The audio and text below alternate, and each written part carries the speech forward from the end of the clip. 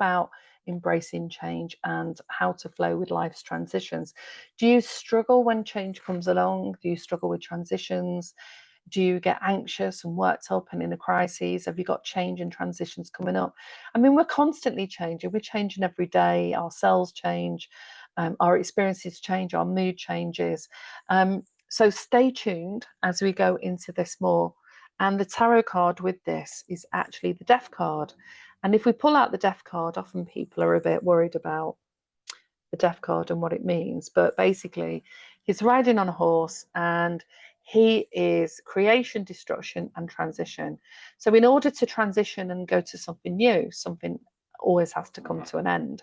And so end is associated with death and loss and grief, or just the death or the finishing. You know, you go to university for 4 years or, you know, do a master's or a PhD, and at some point that comes to an end. That's a death, it's a change, it's a transition.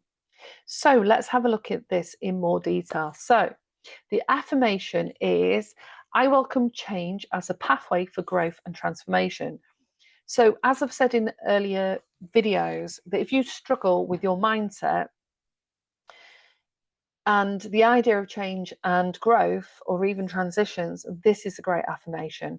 Record yourself saying it on your phone and then play that back and write it in a book and even put it on a little sticky note where you can keep saying that over and over again. So the Death card, it might seem intimidating, but it's one of the most powerful cards of the transformation. It's symbolizing the end of one chapter and the beginning of another. The natural cycle of release and renewal. It encourages you to let go of what no longer serves you and embrace the new with courage and trust. Change is inevitable, and yes, it's often met with resistance, fear, and discomfort. Sometimes change is met with excitement and curiosity. It really depends on what it is. So, we're looking about shifting your relationship with change so that you can flow with it rather than fight against it. And the more that you practice meditation and mindfulness, the easier it is to stay in a state of flow, because just naturally you start to experience what that feels like, and when your nervous system is at peace. So the Death card teaches us that endings are necessary for beginnings. When we cling to old habits, beliefs, or situations, we block growth and keep ourselves stuck. So if you started this program at the beginning, you're already starting to shift, change, and grow, because your awareness is growing. You're becoming more aware of your beliefs and which ones are outdated and no longer needed.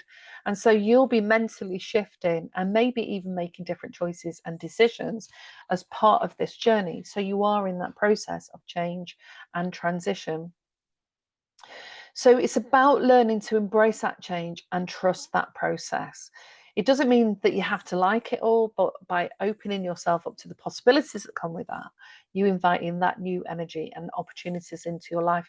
And we never know, do we? If you've ever seen the film Sliding Doors, where, you know, a moment in time we can decide to get off the tube here or on the next stop because we want to walk home and have more steps. And on the way, we, you know, walk into a shop and have a conversation with someone, and it's the most amazing conversation. Or we, you know, or we buy something, we find a book, and that book has got messages really linked to whatever it is we are trying to work with at the moment, or any concerns that we've got. So by welcoming change and flow, you really do introduce yourself to the natural rhythms of your life and create space for your highest potential to emerge. So one of the ways to get better at this and staying in the present is to practice grounding exercises during times of change, like deep breathing or connecting with nature to calm your nervous system.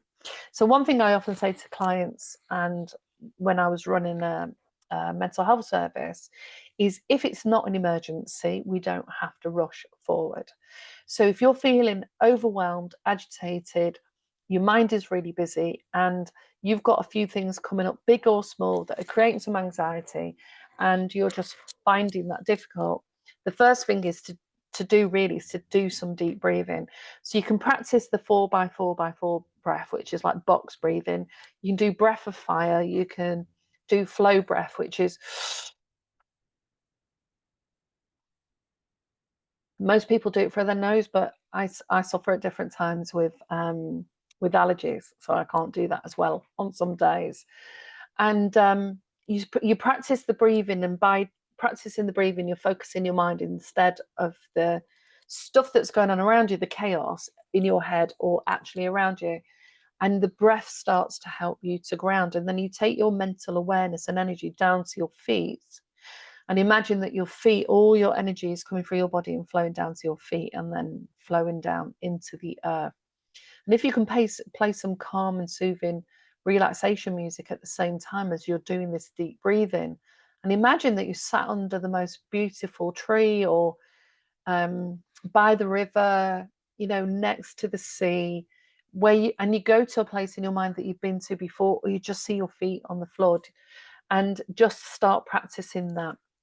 So the way to think about change and transition is it always happens. It can evoke uncertainties and fear about things. And so you need to have some affirmations like, I trust the process. Someone's always had my back. Things have always worked out for me. I've been through change and transition before and it works out. It's fine. Doors are opening as some are closing. I'm looking forward to discovering new things that I'm not even aware of yet. So starting to create some new affirmations and statements that help you stay grounded. I am grounded and safe while I go through this change and this uncertainty or this new cycle. As a release and let go, maybe I feel emotional and overwhelmed at times, but I breathe and I bring my energy down to my feet. And so I'm doing that out loud with you, and you can do it out loud or you can do it in your head. But by switching to the how do I want to feel, how do I want to get myself back in the moment, and it's not an emergency, so I'm going to get grounded, I'm going to spend some time with myself, because it just stops you dropping things, it stops you tripping up, it stops you having accidents if you just get yourself more centered and grounded. So a book, I read it years ago, Who Moved My Cheese by Spencer Johnson, and that is a simple yet profound story about adapting to change with a positive mindset.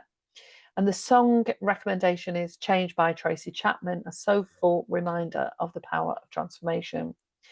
And the research shows us that by embracing change and cultivating psychological flexibility, increases emotional resilience and life satisfaction. So you can also have a look at what changes have you been through that at the time you thought felt challenging and difficult, and the fact that you got through them and you're still here to tell the tale. So looking back at where you've done that can be highly, really help you with your confidence and self-esteem. So, oh yeah, when I moved down to university, I was really stressed and I had to find my way and I got lost and make new friends. And that is a massive change for a lot of people who do that. When they finish their A levels, all of a sudden they're in this place, this huge building with lots of other people they've not met before, with new tutors, navigating material. All of that can increase anxiety. So then you have a statement of, I've done change before. I can make friends. I can manage multiple things and put my well-being first and paramount. Or maybe you've left one job and gone to another and you was anxious about that, but excited at the same time. So think about those different times in your life where you've gone through some kind of change and transition, the big ones and the small ones, and then say, yeah, I did that. I got some skills. Of course I can get through this and feel more confident about what's ending and what's coming. So the journal prompts for this is, what change are you currently experiencing or resisting? And what could you gain by embracing that change? And how can you support yourself through that transition with kindness? And so self-compassion is key. Rather than really berating yourself for just being in a state of worry all the time, you can ask yourself, how you can support yourself through that. Okay, so I look forward to hearing any comments on my page. Let me know how you get on. Drop me an email if you want to work with me for the Kickstarter sessions, or more information about the workshops that I've got coming up. So just make sure that you practice things like mindfulness, of practice staying in attention, focusing your attention on your present, and practicing just being on purpose in that present moment without judgment, so that you can really tap into that powerful tool that helps you reduce stress, increase your self-awareness, and improve emotional regulation. And if you practice meditation and mindfulness regularly, when you go through a change and transition, it's much easier to reconnect with those feelings that you get when you are practicing meditation. Okay, so yeah, enjoy, and I look forward to seeing you on the next video.